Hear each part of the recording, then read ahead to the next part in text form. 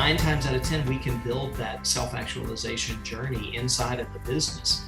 And it sounds very hippie and that sort of thing, but these are the folks that become part of the tribe. They become, fast companions on the journey.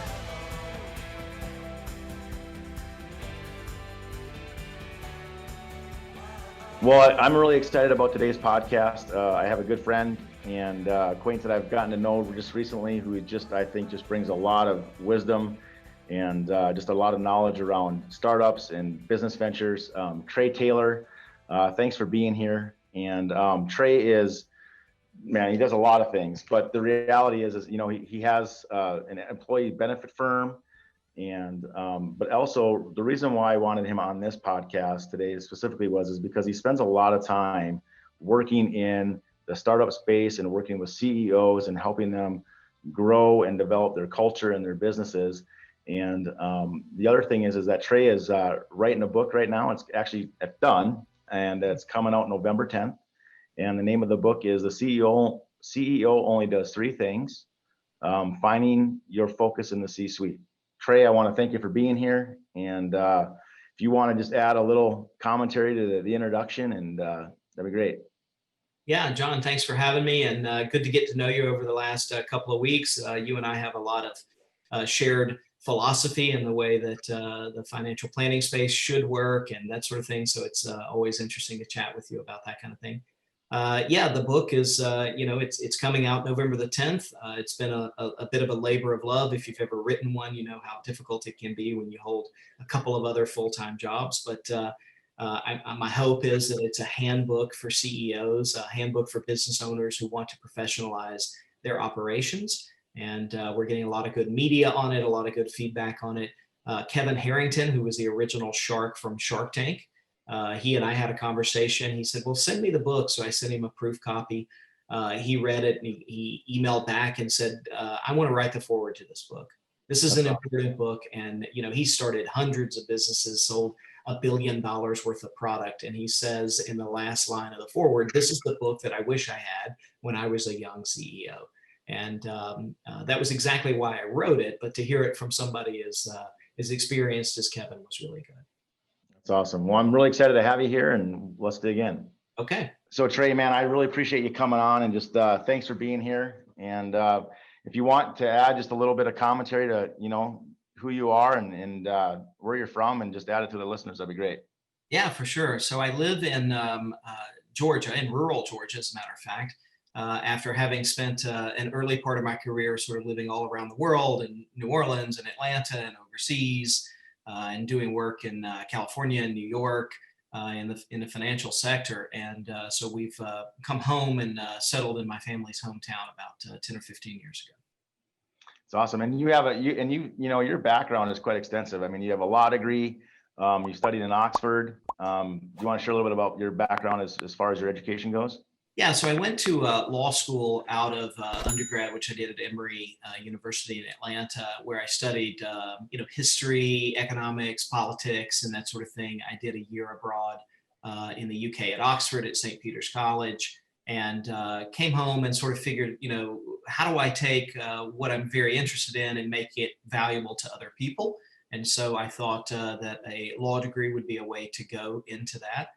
Got into law school, absolutely hated every second of it, and thought to myself, I could not spend the rest of my life selling my life in 15-minute increments. I know that there are people who enjoy doing that. It's just not me.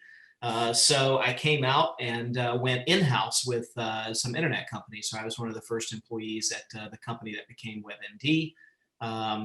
Did a venture fund in the meantime until September 11th, sort of took that away. And then ended up at doing venture capital relations for an ISP called Earthlink, and then eventually with AOL. And then had a little bit of family tragedy and had to come home and take over the family business, which was a 50-year-old financial planning, investments, and employee benefits firm. And it was a little bit of a downshift as far as speed of life goes, but got married, had kids, that sort of thing. And it's really been good. We've professionalized our operation there. And I've learned a lot along the way. And that some of that is what I'm sharing in the book here today. It's awesome. So, talking with and working with startups and just working with so many entrepreneur mindsets, was it always like a passion of yours to be an entrepreneur, or did you, when you were looking at what you wanted to do when you grew up, right? Did you always have that entrepreneur mindset, or was it kind of you're going to go to law school and maybe become an attorney? I know that you said that you hated every minute of it, right? But what triggered you to have that entrepreneur? So I have this schizophrenia. My dad was very entrepreneurial. He started a group of video stores in the 80s and rolled them up and sold them to the company that became Hollywood Video, which is a nationwide roll up. Um, always was impressed by that. I really have a lot of reverence for people that start their own thing. But then I'm also a very conservative and cautious person as well. That's the schizophrenia. So I really like it. And I've started business, but I'm much more of an entrepreneur. I start businesses from within other businesses. But I also know a lot of things that are important for entrepreneurs to know. And so I've always found myself in the business of sort of advising and creating companies with other entrepreneurs who are a little more risk-minded than maybe I would be on a lot of times. And I also have the ability to structure transactions and to sort of call capital into being. And so when I do those things, obviously it's a good fit for the entrepreneurial and startup space. Did having the employee benefits world kind of lead into that? Was that kind of an easy transition as you're working with the business owners, talking about all the benefits and the things that you do on the employee benefit side, and then it just kind of started to naturally come up?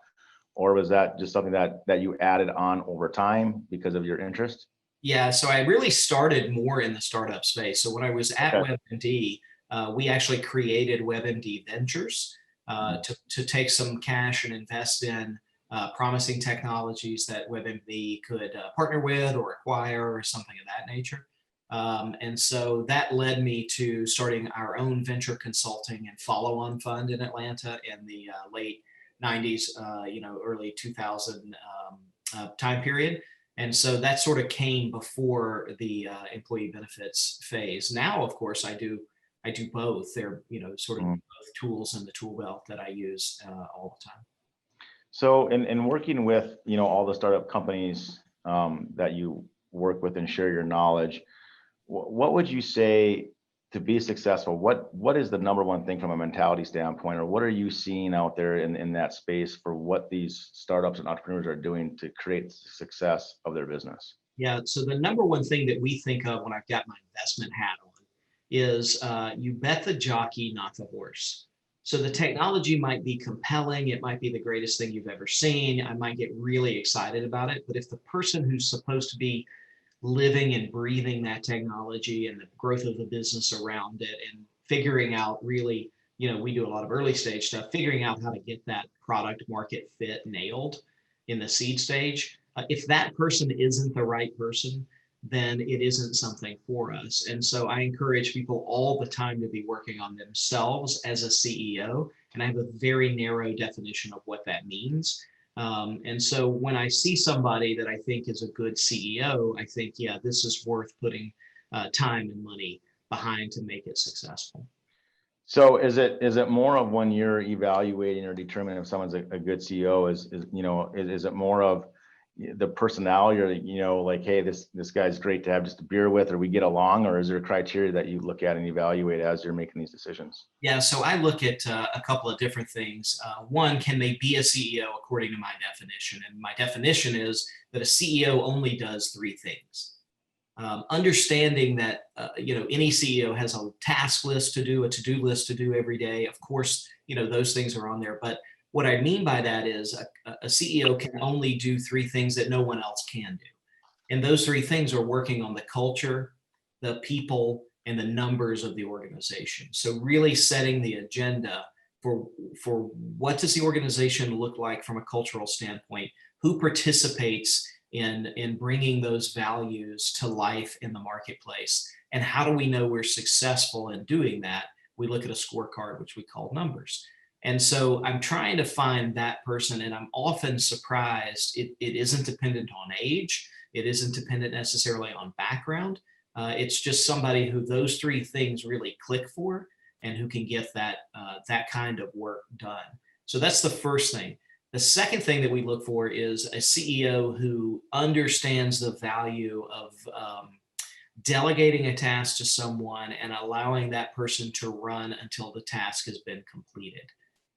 You will get a lot farther down the road, which is important in an early stage company. You get farther down the road if you've got somebody that you let run the ball all the way until they can't run it anymore, as opposed to running the ball and then you stepping in at 15%, 35%, 85%, making tweaks, taking the ball for yourself and running it for a while, and that sort of thing. It's a waste of time. And what we see is that gets you, it shortens the run. You don't make as much progress over the long term. The progress may be higher quality progress. That's what the CEO always says, but it isn't always the case. Yeah.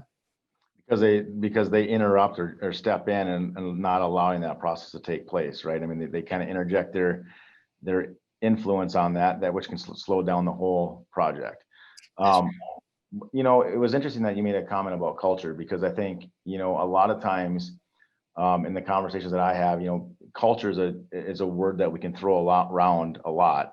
And it makes, we feel like we have our culture, right? But a lot of times I think, coming from a CEO perspective, do people really know what the vision and the mission and the culture really is? And is it talked about on an ongoing basis? Because you could kind of have a culture, but it's not one that's defined or spoken to where everybody buys into that. Would you agree to that? I completely agree. In the book, we go into an exercise where we determine, do you have an articulated culture? Is it one that you have intentionally constructed? Or do you have what we call the least common denominator culture? Because let's be clear, every business has a culture. The culture is simply the ethical water in the fish tank that we're all swimming around in, trying to navigate and figure out what's good. One culture is better than another in as much as it benefits the collective group over the individual. So a least common denominator culture is one that the CEO says, man, culture's not for me. It's not my job. I got to go build a product or make a sale or something of that nature. That's too fluffy. It's too soft. I'll let HR handle it, or somebody else will handle it. And what happens is the weeds begin to reclaim the parking lot, and this least common denominator culture, which always benefits the individual over the group. So, somebody gets special privileges, or somebody gets to cut a corner or something because it's good for them, whether it's good for the company or not.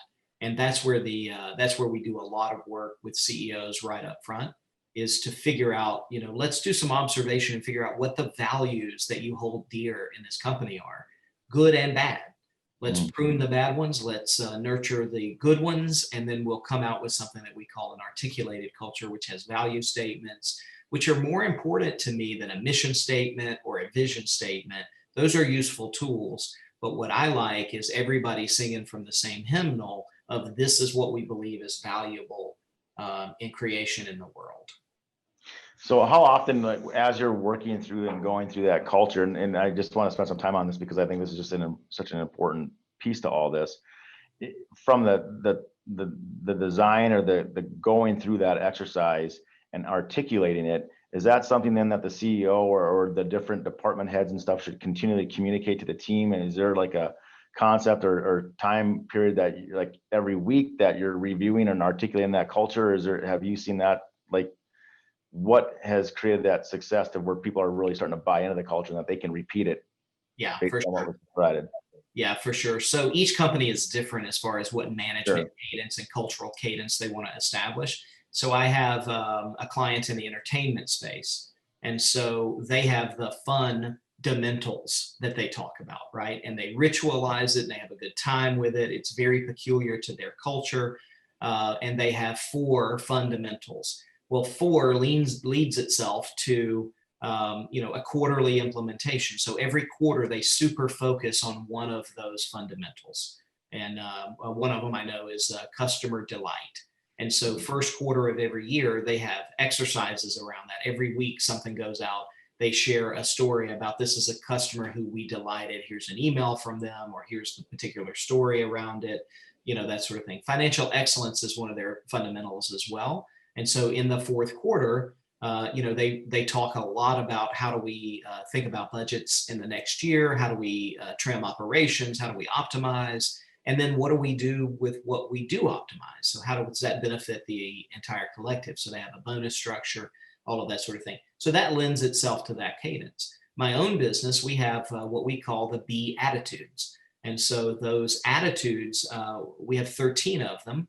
And 13 times 4 is 52. So that leads itself very nicely. We repeat ours 4 times a year. 1 week out of each quarter gets its own the attitude. We talk about it. Meetings start with a conversation about it. The more important the CEO says culture is for us, the more you see it propagate, spread, and show up in the behaviors of your people. It's awesome. So what would you say would be over your experience and things? What would be the biggest mistakes that you see people making in the entrepreneur space or running a company from a CEO standpoint? Yeah, it's an 80-20. Most CEOs delegate the things that they can only do well to somebody else, right? So culture, setting the agenda around who needs to be part of this deal, like, spending a lot of time framing out the roles, the responsibilities, the type of people that come in, setting the agenda around these are the goals with hard numbers and soft numbers and that sort of thing. A lot of times a CEO delegates that, and it shouldn't be delegated. And then in the meantime, they're picking up things and working on things that should be delegated, like product development or sales strategy and that sort of thing. And I don't mean to say that the CEO isn't welcome in those discussions, but I mean owning the final result should always lie with someone else. And that's the big mistake that I see people make. And this is where all the management sins that we can talk about come from. Micromanagement and second guessing and armchair quarterbacking and all of that sort of thing, which are very demoralizing. They all come from a CEO having the wrong mindset, the wrong prioritization. And how do I know? Because I've been that guy completely. Right. I've committed every sin that I rail against, of course.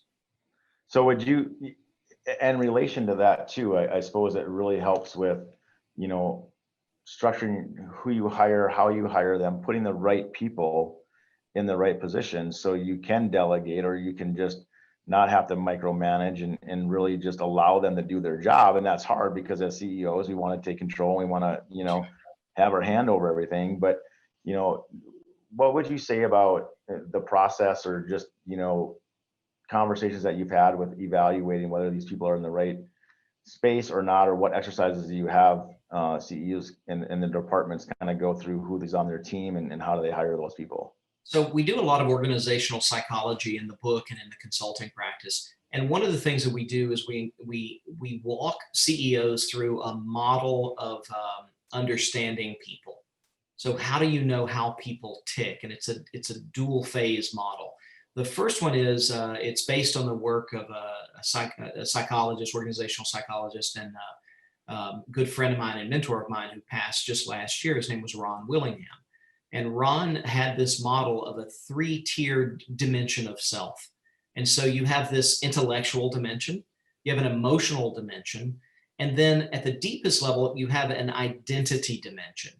And what he figured out over a long career, he was 86 when he passed away, a really 50-year career, what Ron figured out was that no matter what you tell someone to think, no matter how you think they should feel, people always act in accordance with a mental image of themselves that they hold. That mental image is called an identity, right? It's a self-image.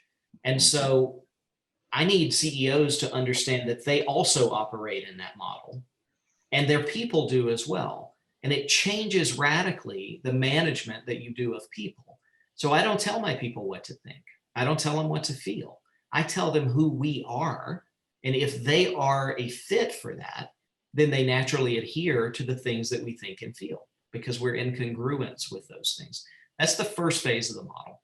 The second phase is based on the work of a psychologist who started at Tavistock Institute, and he wrote this great book called, I think it was called like General Theory of Bureaucracy, right? It's like the most boring book and title ever. His name was Elliot Jacks, is a Canadian psychologist. And what Elliot figured out, he was obsessed with this problem for like 30 years.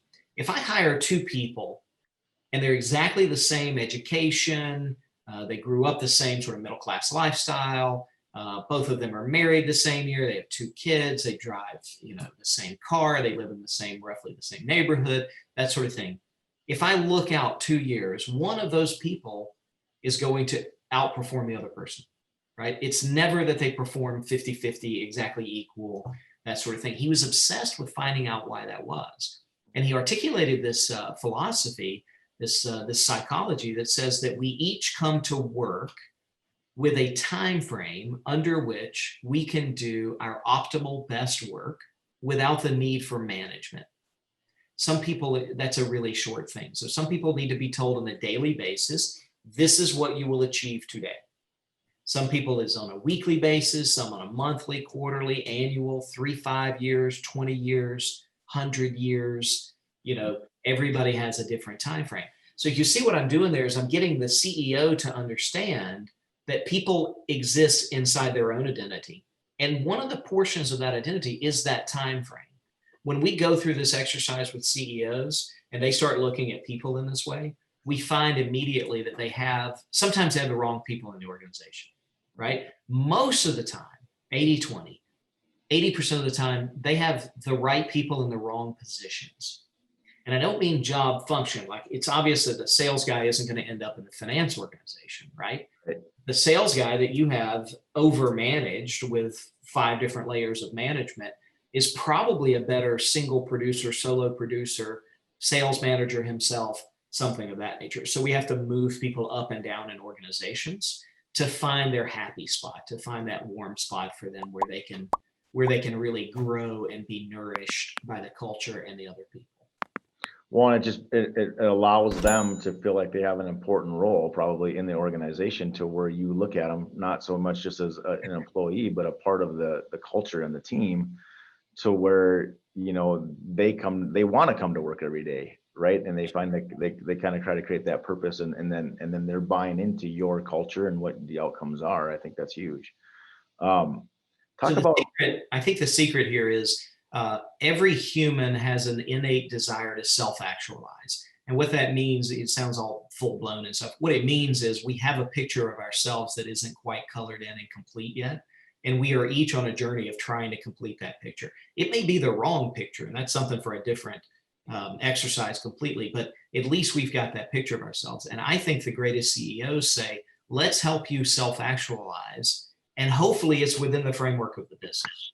9 times out of 10, that's the case. Sometimes it isn't. Sometimes people have to live up to that identity picture of themselves in a different environment. And we shouldn't be angry at them, and they shouldn't be angry at us for recognizing that and helping them on the journey to somewhere else. But 9 times out of 10, we can build that self-actualization journey inside of a business. And it sounds very hippie and that sort of thing, but these are the folks that become part of the tribe. They become fast companions on the journey. And what is the timeline? I mean, how much? I mean, is it like a really soul searching, difficult process? I suppose sometimes as you're working with these CEOs to really be able to dig deep and maybe take out the blinders and really expose some vulnerability. Do you talk? I mean, we get it all done within at the base level. We get it all done within a week of assessments, right? Okay. So our process starts with the strategic planning process, where we anonymously survey everybody in the organization on 10 different functional levels. So a question might be, a scale of 1 to 100, how confident are you that your organization has a culture rooted in trust and teamwork? So we collate all those answers, we bring it back, and let's say that score is a 78. If it's a 78, what do we want it to be? 100. So then the management team and I go through an exercise where we say, what would it take to get us? What actions do we have to put into the world so that people can see it, to move their opinions from 78 to 100? And that gives us a list of strategic actions to work on throughout the course of 12 months. I'm not a really big fan of long-term strategic plans, because the world changes too quickly and too significantly and throws you off, and then you have to do it again.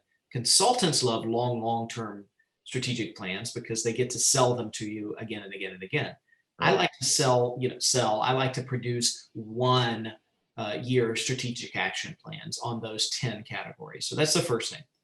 The second part of that strategic planning process is, and this emerges naturally every time, is an understanding of let's look at the total human capital roster and figure out for ourselves, are people in the right time frame or not? Are they at the right horizon level or not?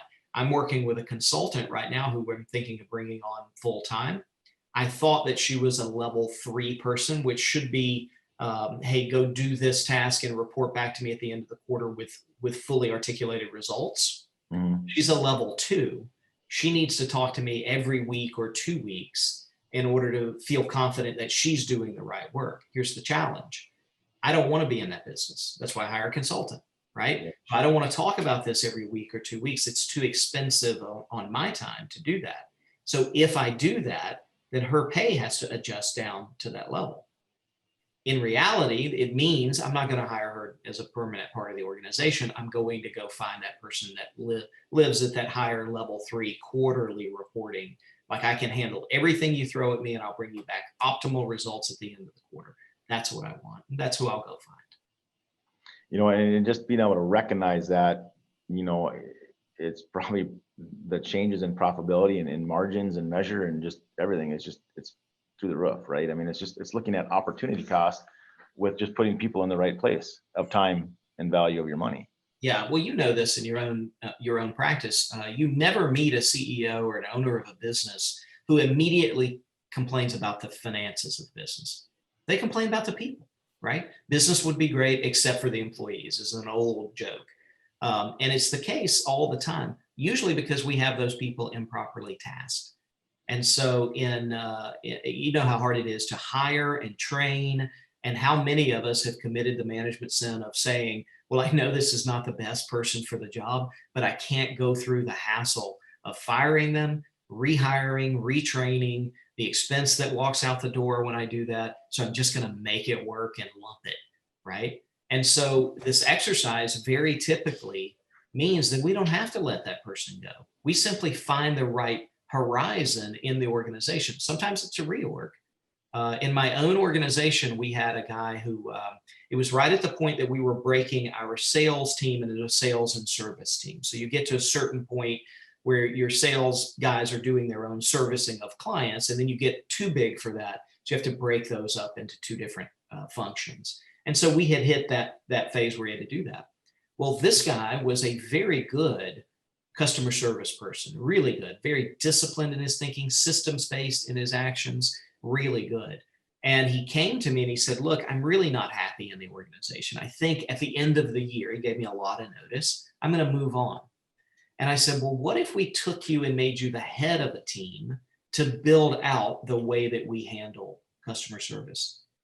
He immediately blossomed in that role. And we've got the best customer service, customer success team that we've seen in the industry. I have people coming in and hiring him now to rebuild that organization elsewhere. And what was the whole issue? He was at a level 2. I moved him to a level 3. He's doing excellent work, absolutely excellent work now.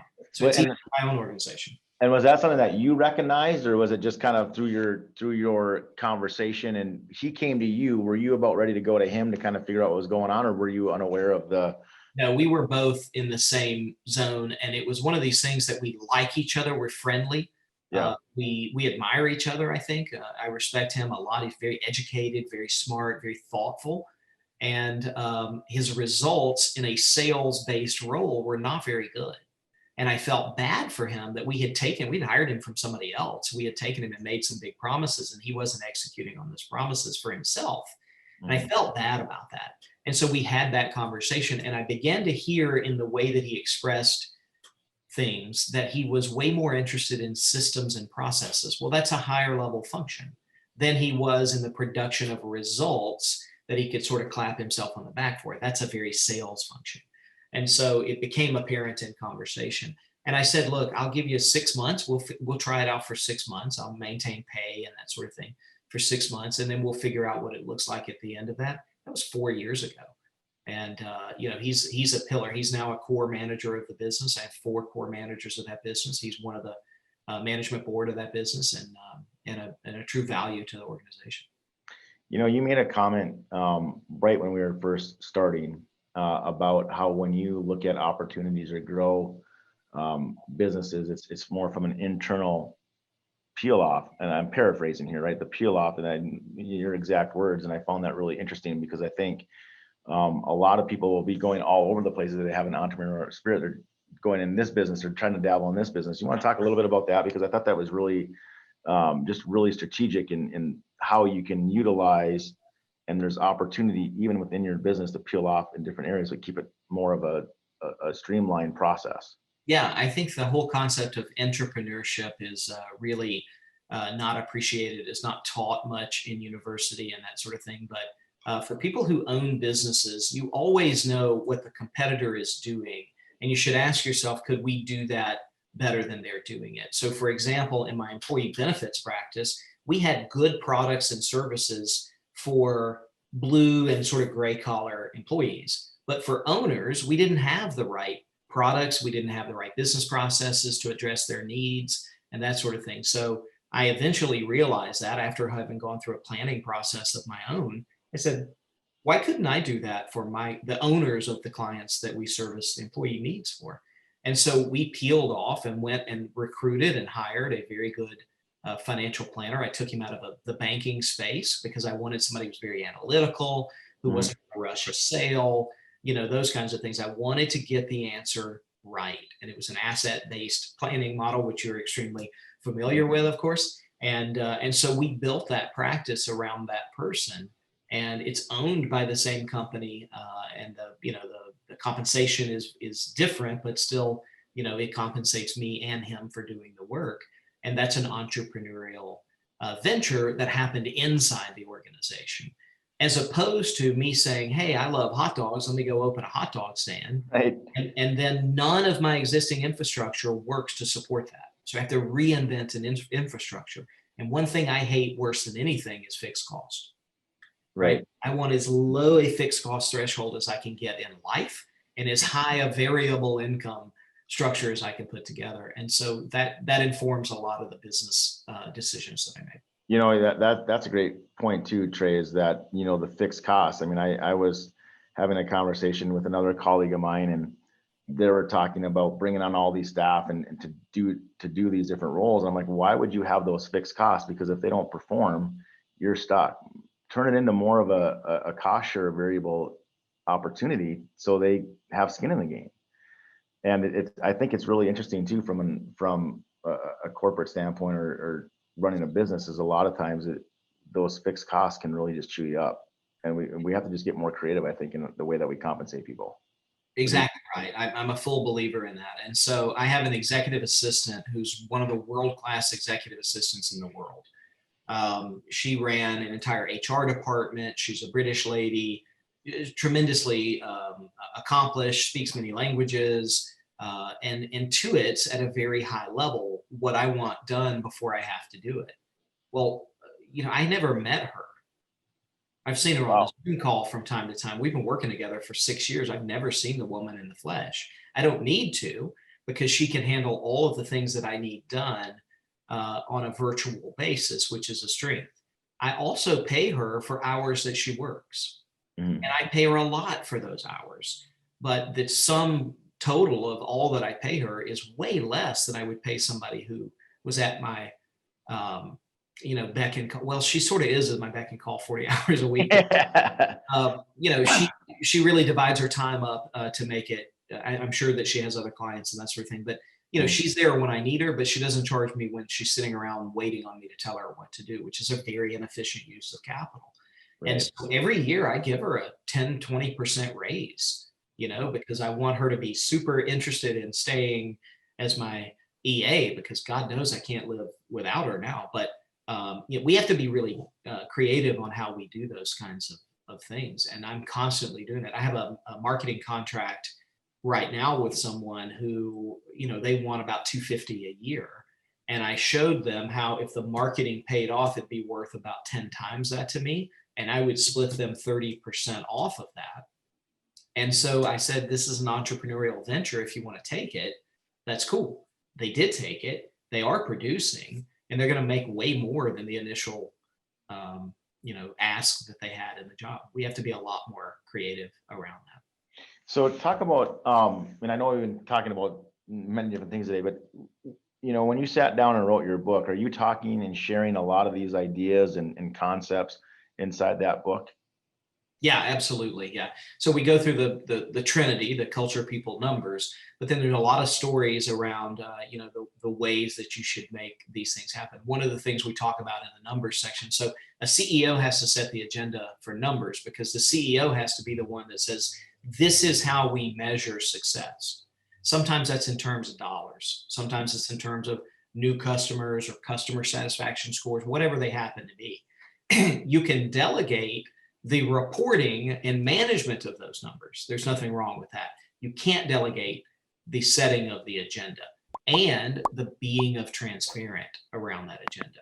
So I go into a lot of companies where no one knows if the company's even profitable or not, right? Or do we operate in the red or the black? Nobody knows that. And to me, it's very important that we drive as great a penetration of transparency as we can, as deep in the organization as we can. And that's a very uncomfortable place. So if you walk into the front door of my building today and ask the receptionist, how much money did we make last month? She can answer you. Wow. Because we're extremely transparent around what our numbers are. And you say, well, gosh, that's uncomfortable, or it's weird and that sort of thing. I don't mind being weird. That's okay with me. Because here's what happened, 08, 09, when everybody's life turned upside down, right? I sat my team down, and because I had educated them about what financials meant, my team knows how to read a P&L. Most organizations don't spend time teaching that. We make sure that people do this, part of our onboarding process. Because of that, I was able to say to them, guys, I need to trim $200,000 a year off to make sure that we stay in the comfort zone in the next 2 years, because I think the recession is really going to hit the way that people purchase benefits for their employees. We sat around and they went around the table, and we came up with $120,000 of expenses that we could cut comfortably. We weren't cutting to the bone, we could cut it comfortably. But that still left $80,000. My people understand the concept of margin. So they don't think we have to go sell $80,000 worth of stuff. They know we have to sell $160,000 worth of stuff, because it's a 50% margin business. So they immediately then begin to strategize. This is without direction. They began to strategize what accounts we could go open that would equal that $160,000. And they put an entire plan together. And by the end of the year, we met the goal that we set for ourselves in that way. And then, we froze pay, we did all of that sort of thing. And when things began to thaw out, we were in a really good position with vis-a-vis the competitors in the industry. We bought one of the competitors that we sort of had wanted to buy for a long time, who didn't make the same choices. We were able to integrate them, and everybody got a better job, more money, that sort of thing, because we sort of did that hunker down together. None of that would have been possible if my team didn't understand how our business works, from a gear level numbers standpoint. And a lot of CEOs don't even think about that. They've never been presented that concept. A lot of them sort of clench when I explain it to them. But when they see the results that can come from really trusting your team, and the ideas that they're going to bring back to you, and the money that they're going to put in your pocket, which gives you a lot more strategic options, people get happy with it pretty quickly. And I think when you go back to, the Trinity with culture and the right people in the right seats and the right positions, it allows you to be vulnerable with your P&L and not worried about if someone's gonna, hey, I need a raise or something like that. Because I think that's a lot of it, right? They're just, from a CEO perspective, they're not necessarily wanting everybody to know how much money they're making or what the company's making. John, I fly first class. Okay. I didn't want my team to know that. It just seemed like a really ego-driven thing. And I have good reasons for it. But one of the reasons is I want to be comfortable when I travel. And I was embarrassed to show the team that. Not one of them ever questioned it or cared about it even a little bit. It did come up, and it is something that we gave up. in the 2008 planning process, where they said, look, we can save 17% on travel costs, and that equates to, I don't know, $20,000 a year if you fly coach for the next 12 to 14 months. I did that, and I used upgrades when I could and that sort of thing, right? But it was a very uncomfortable proposition for me, because the math doesn't work if I say, hey, this entire column of stuff that benefits me and nobody else, you can't touch that, you have to find it elsewhere. They're not going to produce good results on that. Right. So they were able to do that. Yeah, and nor are they going to buy in and have that culture that you've worked so hard to establish, to, you know, and to think about it to where you have a number of people in the room trying to find a common goal versus the fear of, oh, is my position going to get cut, or, you know, the anxiety and the when that happens, people don't perform. That's exactly right. And you'd be really interested to have been in that meeting, because one of the first things that the group itself decided to talk about was, do we need to fire somebody? Wow. Right. And they all agreed that we don't want to do that. So let's build a plan that allows everybody here to keep their job. We did have one person say, I think I'd rather work 20 hours a week than be 40 right now, because she had a mom who was ill living at home. Mm-hmm. We restructured some of her tasks. That was a way that we saved about 10K a year. It wasn't everything that we needed, but it was a bunch of little things like that.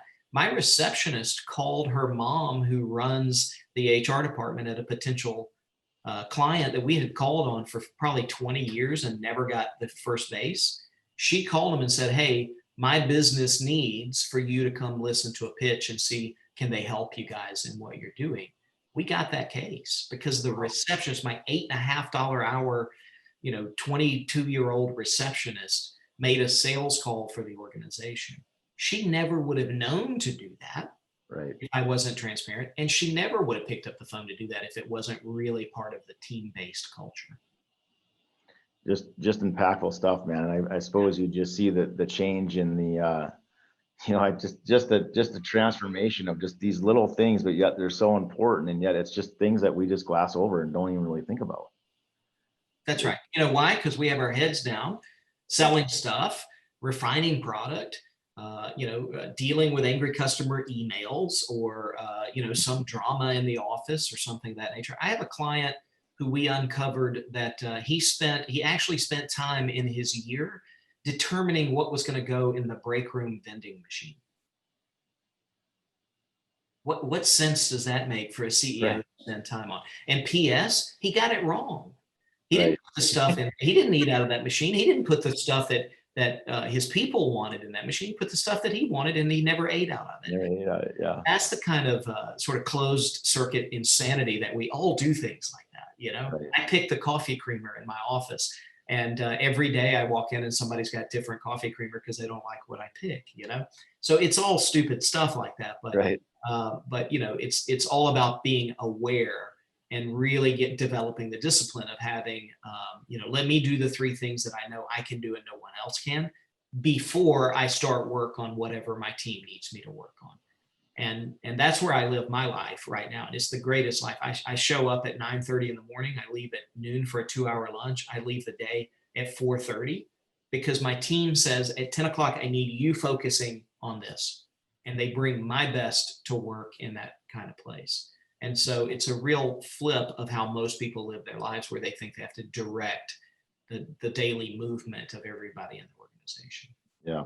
Well, Trey, I'm looking forward to the book coming out. I'm gonna buy it. I'm gonna read it, and I think everybody listening to this podcast, that there is just so many golden nuggets in here, and I'm sure just what you have in that book can just really empower people to take their businesses and their companies to the next level. I really appreciate the time, and I wrote the book because I heard a friend say to me and to a group one time, the same group that you and I were at not long ago.